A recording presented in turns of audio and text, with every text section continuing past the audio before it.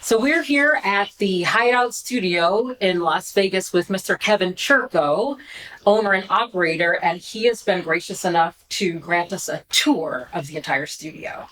All right, welcome. Let's go see it. Starting with the most boring part. Oh, is it? The offices. Introduce you to the most important person here, Zoe Thrall. Hi, Zoe. Director of Studio Operations. It's a large place, 4 studios, going to be 5 soon. Zoe's in charge. Hi, welcome everybody. And that's all we need from her. Nice. Offices for the building. We all have a little bit of a room here. We even have a guitar teacher here too. You know, he works for me every now and then, so that's how good of a player he is. All right, offices. Let's go to the conference room. We'll walk through here. This is actually pretty important to me because in the old days of the old studio, when I'd have a band in, the record company or the management would come, they'd have to have their meetings in that room with me in the control room, and that's what drags me down. Now we got a conference room. People can take care of business. They got printers, they got fax. Well, we don't have faxers really. I was going to say, who's faxing? No. So they can come in here and be out of everybody's way. And now we'll get to the studios. Nice. Look at all of these artists. This is actually my son's wall here. My wall's at the back. So when you say this is your son's wall, these are all the artists that your son works with? These are his plaques that Nice. has been presented to Kane Churko. Oh, nice. Some of these he's kind of worked with me on, and some of these he's done on his own. Here's a mix he did for Bad Wolves here, for Zombie.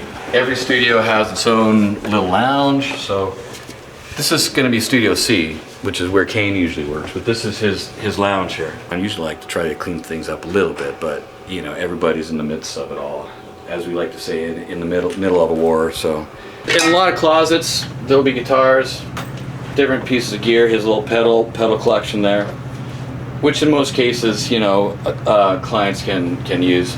This is the live room. This is really the only studio that has windows. We don't see them because it's got the curtains pulled. This was kind of here before the new section that we'll go in a second. And so this was kind of like their first little room that they had built, so they could keep in a studio while they were building everything else that we'll see. Okay. And so when we got here, Kane decided to claim this room. I chose the big room, and that's when he proved he was smarter than me, because Khloe at that time was running the studio, and every time an important client would come in, she would bump me, so I'd have to leave Studio A and go to B or C or D, and you know, this is lower on the list, and so Kane never had to leave ever, and eventually it kind of became mostly his room. We'll show you his control room now too. Oh, look at the Moog. Most of Kane's gear is proprietary synths and everything that he works with, and more guitars in the corner, of course. Does he know how to play this, or is he just using it for sounds? He just looks at it. He just thinks it's really cool. It's and, very and every cool. now and then, you know, Clyde will come in, he'll fake like he's playing something. Yeah, no, he knows how to play. Kane's, you know, it's funny because I'm the old guy. Mm-hmm. Kane's the new guy. But I'm probably quicker to bring a computer online, like a soft synth, up, because I can completely control it without having to reach over and do anything, because I'm lazy that way. Kane likes to, I won't touch anything because he might have something going on, but he likes to turn things, you know. Do you find that a lot between your sort of OG staff here and your younger people, that the younger people are reaching more for like the analog type stuff, and the older people are done with it? I think that my generation is, which is 32. Of course. My generation is the in-between generation. So I started on all analog. There's not a thing as far as digital concerned in those days. Well, maybe a synthesizer was the first digital thing. So I saw the morphing of completely analog to kids in their bedroom making tracks and recording at home, right? Which is completely possible and awesome. Yeah. So Kane was kind of born and raised at sort of towards the end of that. So mostly he started on a Pro Tools rig, right? And so for him, it's fun to go backwards. You know, like answering your question, it's fun for those guys to go backwards and see where it started and see how it all worked. And so he would be one of the first people to tell you that this synth will sound better and fatter than the electronic equivalent, or that the computer equivalent. Yeah. I've never A/B'd it, so I can't tell you. But you know, he loves it, and even the gear. I mean, he probably mixes through more analog gear than I would too. And a lot of this gear is here, and he has kind of his favorite setups, and he. You know, he records through it, his favorite gear, mixes through it, whereas generally it gets into the box for me, it stays there most of the time. I try to do all the processing on the way in, you know, and then once it's in there, I don't always like to do D to A to D constantly. But Kane's and a lot of other people have found a way to make it work. And again, for him, it's fun to have a physical box. Like this oven here is one of his favorite things. Now they make a plug-in for it, but the box came out first. You know, and it's fun for me too. But you know, from a work point of view, the problem with me is I'm always moving around, so I can't always take everything around with me. So Yeah, because you picked the wrong office. I picked the wrong room. Kane picked the right room. Next studio. All right. Oh, you know, we have to stop here. So let's go to Studio B, the lounge for B. So generally, I'm working these days in B. So most of my guys stay in here. One client brought a dog in here, and we keep him in here. Okay. You just know when that client shows up, this turns into the dog. Every time you walk by, the dog barks. So this is the studio I'm going to work that I'll take you to next. This is B. We'll see all the plaques in a second, but this is the vocal booth. Although I have recorded drums in here too.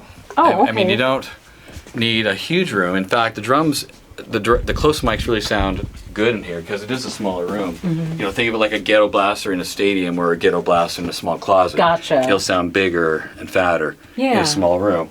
And then oddly enough, I put stereo mics in this room. And then it sounds like a big room. I compress the little room, but it's all, I mean, you can tell it's pretty ambient. I love that the dust buster is still in here though. Well, here's the thing is when I do put mics in here, I have to put a little bit of, you can hear there's a little bit of fluttering in here. So I do have to put some things in here, so that actually helps. I mean, that's not a big help, but I bring in some other baffles and whatnot and some diffusers, but generally it's a closet. All right, we'll go into the main room, but we'll go this way.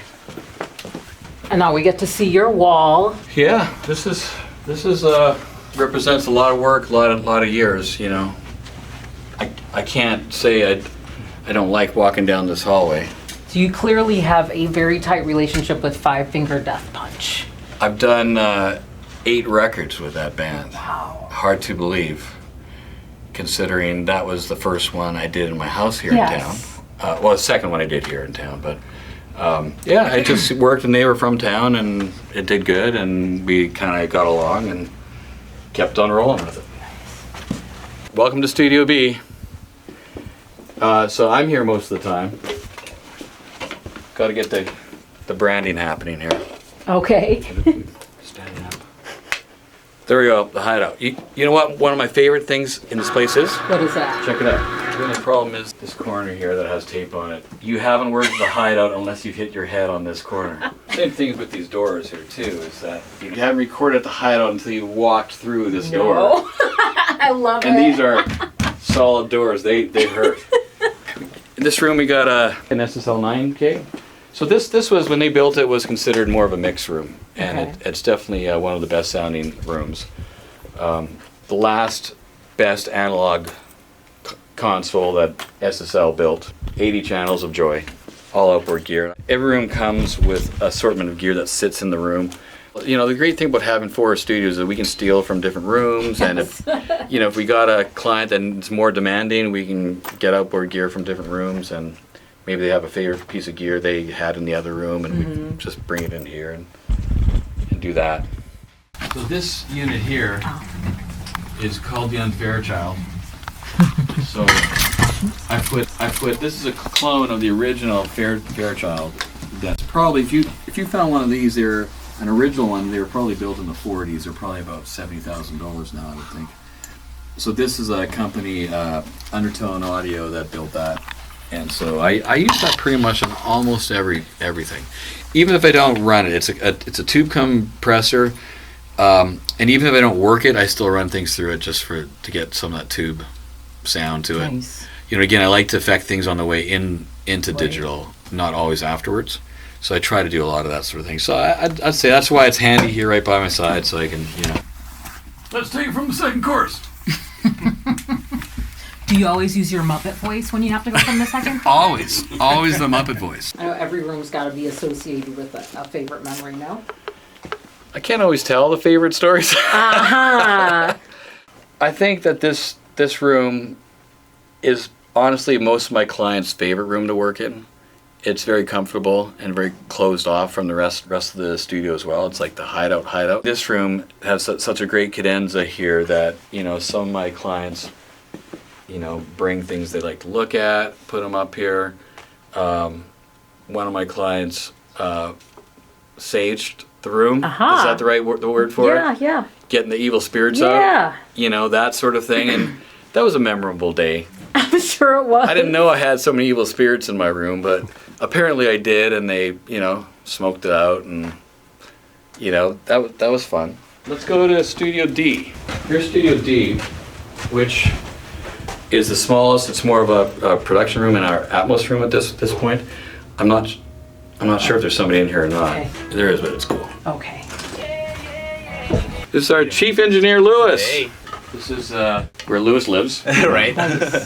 We have a temporary Atmos room for the time being while we're building a new room here. Okay. But all our Atmos stuff is done here, as well as other stuff. It's a great writing room. It's actually one of the best sounding rooms too, to even mix in. Are you mixing here today? Or I'm just vocal edits, but Right. I mean, this room is perfect for mixing. It's Yeah. the generics are amazing. It's the smallest room in a sense, and maybe that's why it sounds so great too.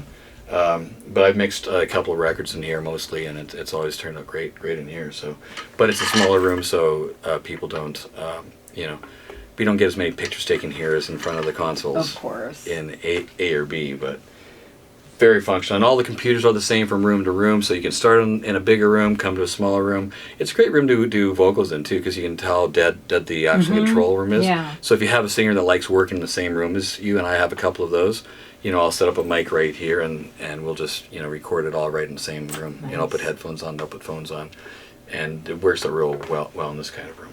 All right, well, let's get to it. cool. Thank you. Thanks. All right, Nice see you seeing guys. your Nice face seeing in person. I know, right? There. All right, see you guys. We got to get into Studio A because there's somebody in there right now. So they're starting right away, so let's get in there real quick. Right? Don't look to the left or the right. Okay, I promise not to. Make Except- sure you except for guys that get one. all this to the left. Except for the Kiss poster there, you can look at that because that's the coolest thing. Just sneak in here real quick. So this would be Studio A, the biggest room in the building. There's like 5 rooms with all line of sight, so it's great for larger setups. Like we had Carlos Santana here. He can sit in the control room. His whole band set up here. He's got 7 guys. They got their own ISO booths. They got another ISO booth on the other side there too. So it allows him to, you know, conduct and do what he's got to do, or any band to come in here. We've had choirs, we've had strings, we've had, you know, a good assortment. Right now we got the rock and roll drum kit. Very impressive. I'm not sure I can tell you who's here, but Oh, okay. it's somebody really important. And I'm not even working on this, which makes it even cooler when the clients come and it has nothing to do with me. These guys have their own producer, Jay Rustin, in there that I'll introduce you to in a second. But keep asking questions as we go. But great grand piano in the back, Yamaha C7. You can tell these guys are playing live. They're tracking it old school. Everybody's got their little zone, their place. You know, we got a dead room, a live room. Sometimes we even record drums there rather than out here. And then we'll get out of these guys' hair, because these guys are going to start straight away. And we don't want to be bothering the clients. Of course. These guys are some of the clients here who shall remain nameless, except for Zach Throne and Jay Rustin. Everybody. No, it's out of the bag. Damn. Jay's oddly enough another Canadian producer, engineer, mixer guy who works out of LA, but you know, he had to come to Vegas. I'm sorry. I like it. Yeah, It's fun. another legend here. But this is the control room for A, Beautiful. one of the biggest consoles in North America. 96 channels of an SSL duality. If you want channels, we've got them. Got 'em. And, Ask about your reel to reel. well, you're in luck because they are using it. And you know, different clients want to use it, some clients don't, right? But it's probably the last great 2-inch reel-to-reel Studer 24-track. Just part of the gear that we have here. You want digital? We got it. You want analog? We got that too. Make sure you get a nice, good smell of the fresh tape. Oh wow! He gets way in there. Brings you way back, man. You should just bottle that in a spray. great. A men's cologne line. Yeah. And one table. How many women would be attracted to that, right? Not very many. Not very many. No. Yeah. Their mothers would be warning them off. Don't Yeah, let me yeah. tell you. Right. All right. Well, we'll let these guys work and get on with their day here. Thanks, everybody. Nice to meet Thank you. you for Same the here. patience. Good seeing you, Yeah. Ewan.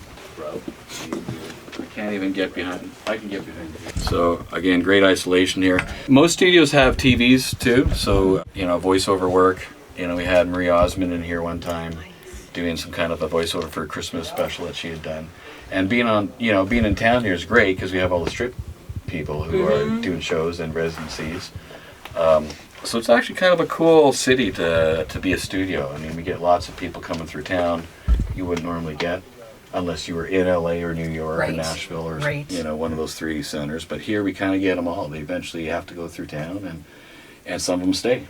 I think we've had more musicians, bands moving to Vegas in the last 5 years. Oh, I think, yeah. than almost anywhere else. So, which is again why I ended up here, because I thought in 2005 when I came here on vacation, I thought this is amazing. This city, roads are large, no traffic, houses are half as much. How can you beat it? It's still relatively cheap if you compare a place here to LA or New York. I mean, For sure. obviously, Yeah. it's an amazing place to live. If you got to be in LA for auditions and meetings, it's so quick and easy. Yeah. Here's one guitar closet with, we're in session, so it's a little messier because everybody's moving stuff around here, but normally this stuff isn't in there. Who's this one signed by? Oh, you know what? That was pre-me here. That was Melissa Etheridge signed that from back in the day, from the Odds On days, I believe. Sorry, it's a little messy, but we're a working studio, so we're right in the midst of it. I mean, honestly, there's guitars in almost any closet, sometimes leaning up against things. I mean, I'm surprised how many I've accumulated, considering when I moved to America in 2003, I had none. I had a few drums. Okay. Just no guitar. Just no guitars. But, lots of guys that work with me, are gracious enough to leave me one or, one of their signature series or send me a gift. Lots of guitar companies send me gifts too. If they want to be on videos like this. Right? All right, we'll keep going. Watch your stuff there. As you know, every studio had a lounge. This is the lounge for 8. Looking a little messy, but these guys are rock and roll. They aren't fooling around. Of course. So it doesn't have to look pretty, it just has to be functional. So their guitar tech is set up here. We've had lots of bands take promo shots on that couch. Yeah, it's beautiful. That's a leftover from my old studio too. So Okay. my wife Kemnay actually, kind of designed everything here and there. And the great thing about Vegas is all that stuff was bought on Craigslist during the first decline in Yeah. the market in 2007, 8. Yeah. Because all these cool things were being sold, all these classic antiques from Yeah. different Vegas homes. That's crazy. They were getting rid of them, and my wife just swooped in and bought them. So Beautiful. She did a great job. should we keep going? Yep. All right. And last but not least, the most important room in the whole building, Uh-oh. the warehouse. Okay. But I'll tell you why it's important. Okay, let's see. Other than it has all the gear, we got lockers and lockers of mics. Everybody comes back here to get what they need. So neat and Every locker beautiful. here has mics, probably about a couple hundred mics. And this is my zone. This is my drum. This is your room. drum room. I love So it was funny when I was a working drummer and could actually play. it. Yes. I couldn't afford to buy any drums. Right? Well, yeah. And now that I can't, or now that I can buy anything I want, now I get them, almost for free. So, All that your heart but desires. I'd love to be playing all these things every day, but I can't. But I have a good collection of snares here for people. I got a trash can there. Nice. Are you wondering what that's for? Well, I mean, when I first saw it, the first thing I thought of was Street Drum Corps. You know those guys? Right, yeah. Not technically for that, it's just an experiment that I was doing where you can stick a mic inside here. Uh-huh. Put this in the drum room when the drummer's playing.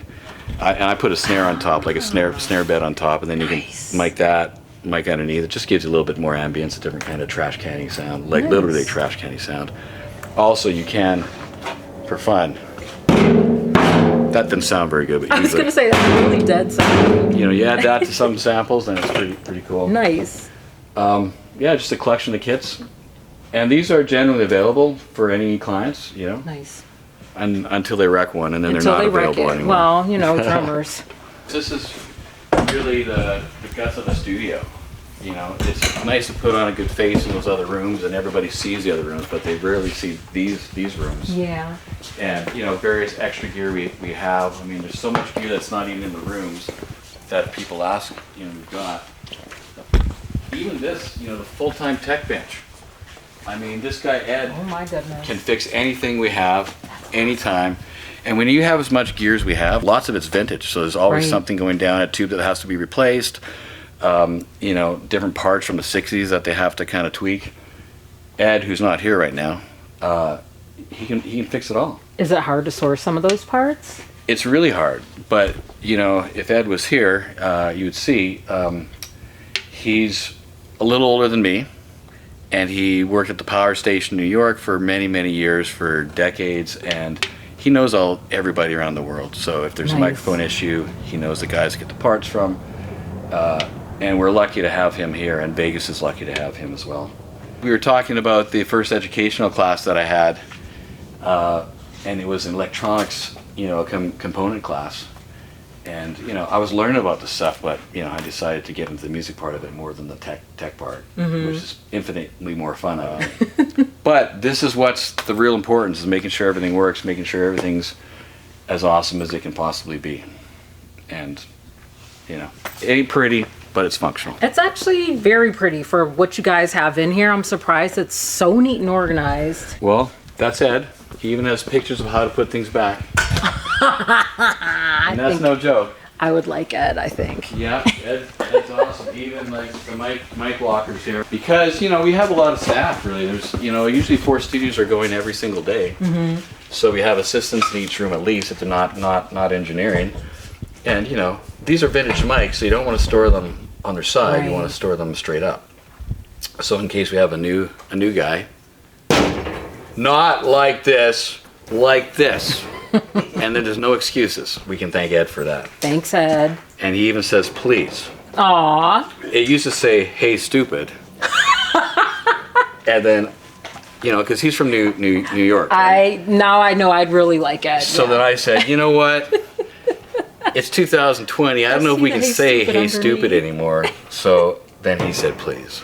That's right. You gotta be correct. You gotta Yeah. be politically correct. Please. And whatever you do, turn the mics. don't leave empty mic containers or rope cases in the active mic cabinets. Oh boy. Yeah. I don't actually look at a lot of this stuff because I get someone to go get me my mics. No, that's not true at all. That's not true. I do it all. I do it all. I'm old school. That's the fun part to me, is setting stuff up and tweaking it. And even though the ultimate fun is the music making. Sure. I mean, that's what we're all in it for. But you know, I started doing this first, so it's always fun. Nice. All right. Thanks for sharing your creative chaos with us. And I think that concludes the whole tour. I gotta get back to work. You got the back door or the front door, which one? The cool kids go at the back. Come on, let's go out the back. Yeah. The noobs go at the front. See ya, thanks.